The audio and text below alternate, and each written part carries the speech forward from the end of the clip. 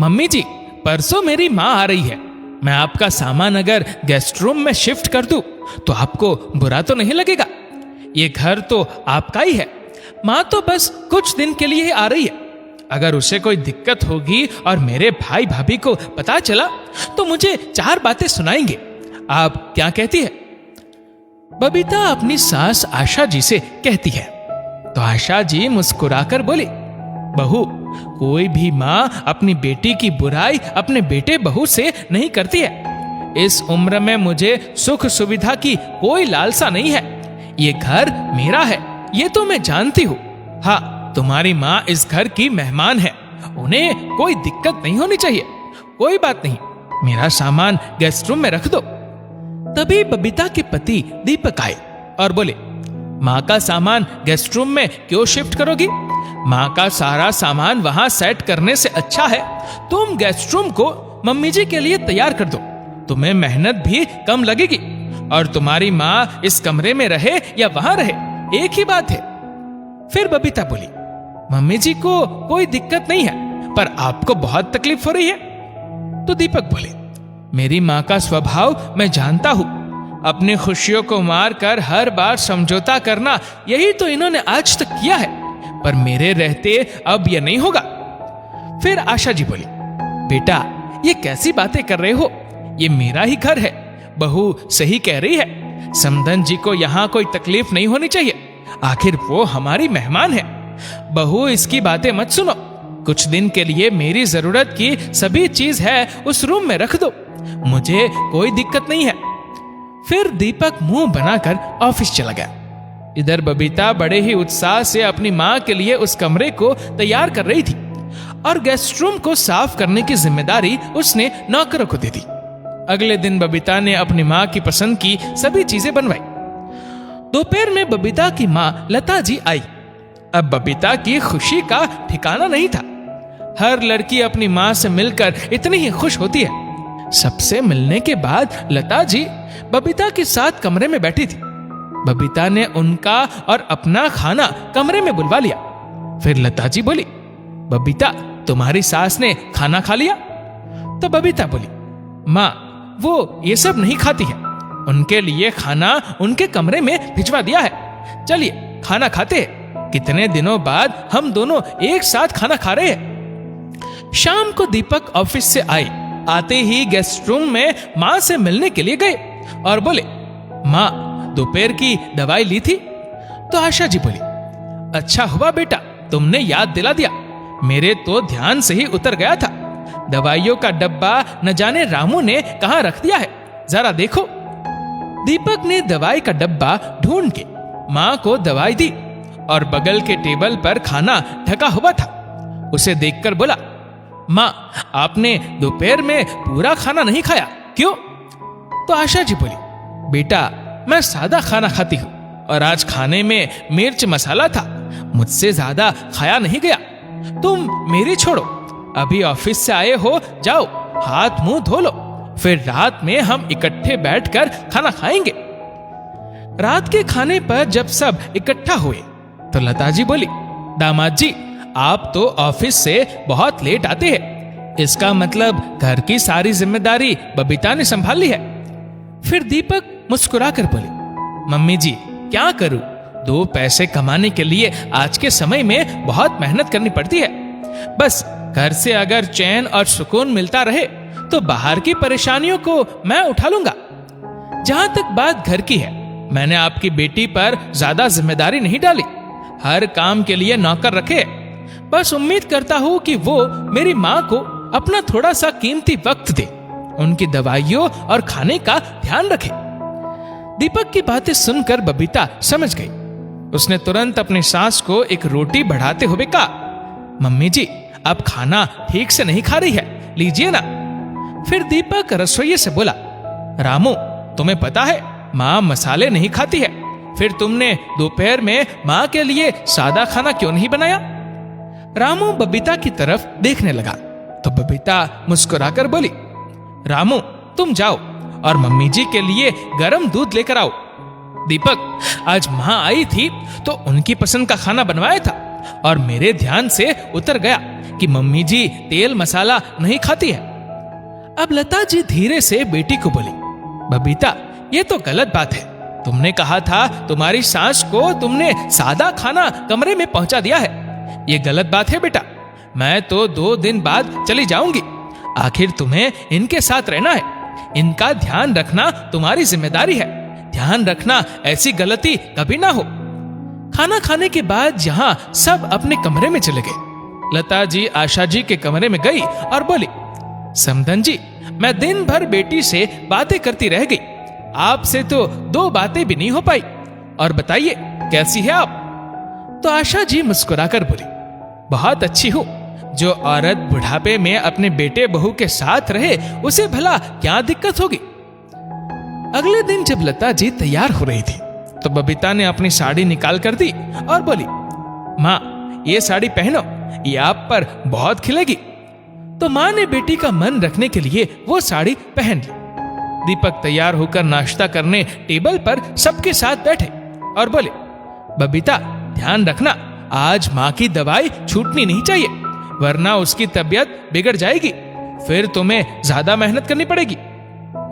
दीपक office जाने से पहले हमेशा माँ से मिलकर जाते थे। ये देखकर लता जी बोली, दामाद जी बहुत भोले मानुष है।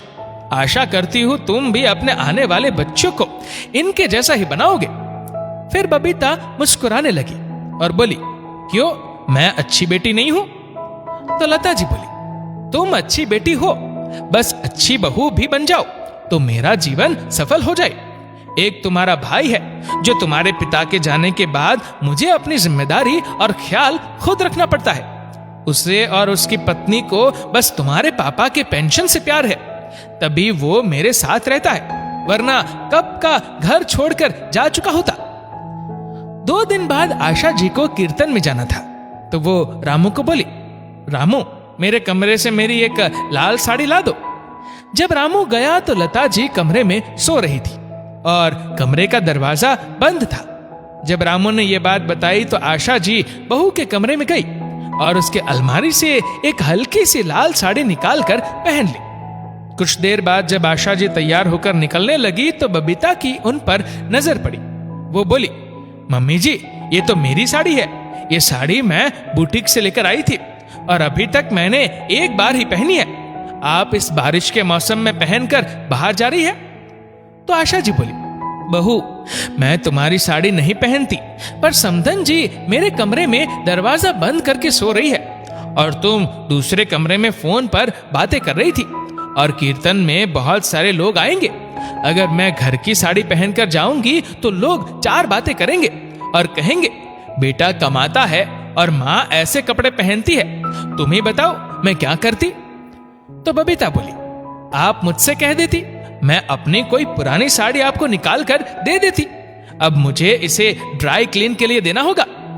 बबीता की तेज आवाज सुनकर लता की नींद भी खुली और जब उन्होंने ये सारी बातें सुनी तो बोली, अरे आशा जी इस साड़ी में आप बहुत अच्छी लग रही है।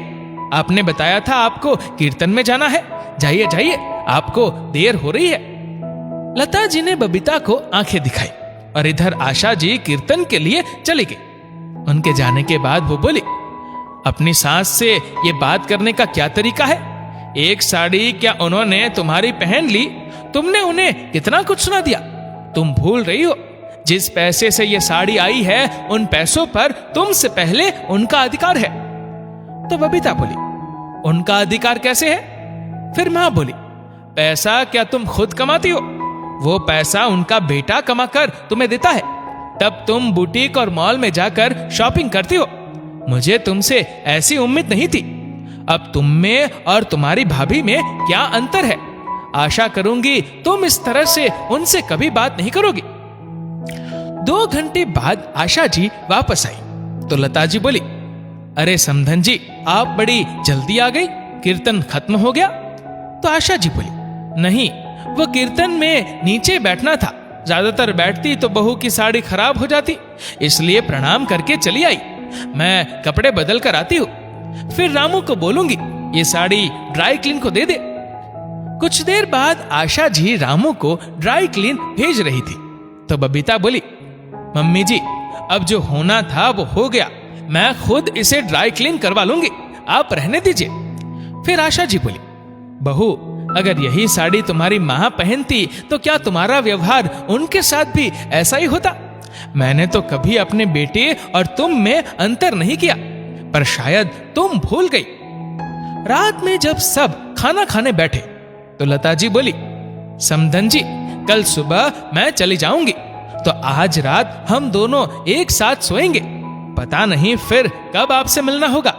तो दीपक अपनी सास को बोला, मम्मी जी, आप अपना ये गुण थोड़ा सा बबीता को दे देती तो मुझे बहुत अच्छा लगता। बबीता मुंह बनाकर दीपक को देख रही थी।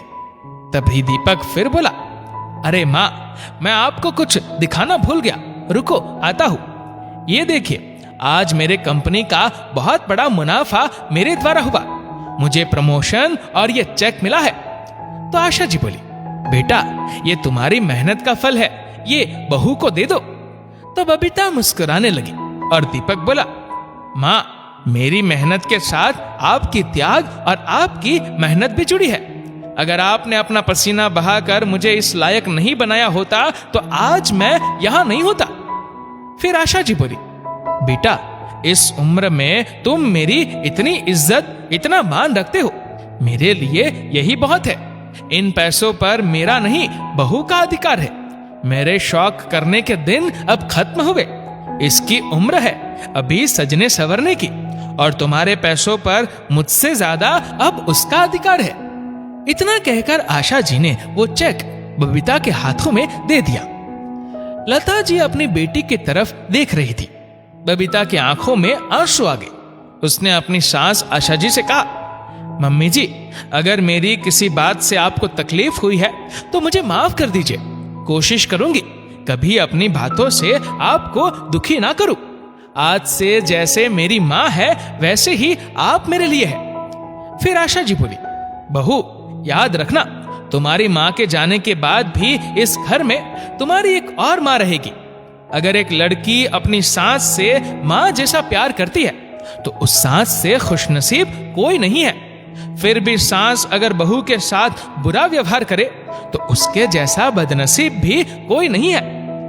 अगले दिन लता जी पूरे परिवार से विदा ले रही थी और हाथ जोड़कर बोली, आशा करती हूँ आप बबीता को अपनी बेटी की तरह समझेंगी, उसकी गलतियों पर उसे टोकेंगी और उसे सुधरने का मौका देंगी, क्योंकि लड़की अगर कुछ गलत करती है तो कहीं ना कहीं उसका दोष उसकी माँ पर भी लगता है। इतना कहकर वो सबसे विदा ली। बबीता को भी अपनी गलती का एहसास हो चुका था। आगे चलकर उसने कभी भी अपनी गलतियों को दोहराया नहीं, जिसे देखकर दीपक भी अब बेफिक्र होकर अपनी जिम्मेदारियों को निभा रहा था, क्योंकि घर की जिम्मेदारियों को बबीता ने भली भांति संभाल रखा था। दोस्तों, क्या हम अपनी सास और माँ के साथ एक जैसा व्यवहार करते हैं? अगर नहीं तो ये उनकी नहीं, हमारी बदनसीबी है। जहां हमें दो माँ का प्यार मिलेगा वहां हम अपने व्यवहार से उसे ठुकरा रहे हैं। अगर सास बहू के साथ अच्छा व्यवहार नहीं कर रही है तो ये उसकी बदनसीबी है कि वो एक बेटी को विदा करके जो दूसरी बेटी लाई है उसे प्यार ना करके वो भी वंचित रह जाती है। इस वीडियो को लेकर आपकी क्या राय है नीचे कमेंट करके जरूर बताइएगा। और अगर आपको वीडियो अच्छा लगा हो तो इस वीडियो को लाइक करिएगा, शेयर करिएगा ज्यादा से ज्यादा लोगों तक, और ऐसे ही और भी इंस्पिरेशनल वीडियोस के लिए सब्सक्राइब करें हमारे यूट्यूब चैनल को और फेसबुक पर फॉलो करें हमारे पेज को। धन्यवाद।